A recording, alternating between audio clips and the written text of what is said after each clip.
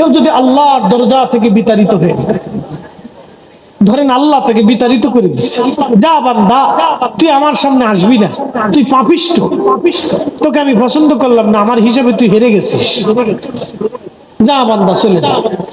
কোরআনে আসছে যা বান্দা তুই চলে যা। বাম হাতে আমলনামায় আসছে,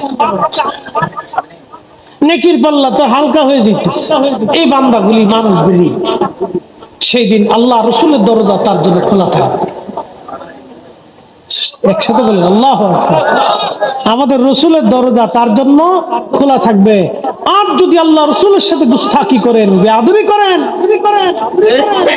যদি হাবিবে কিবরিয়ার সাথে বেয়াদবি হয়ে যায়, তাহলে এই দরজা বন্ধ হয়ে যাবে। আল্লাহর হাবিবের দরজা যদি বন্ধ হয়ে যায়, তো আল্লাহর দরজা বন্ধ হয়ে যাবে, আর কোন রাস্তা নেই।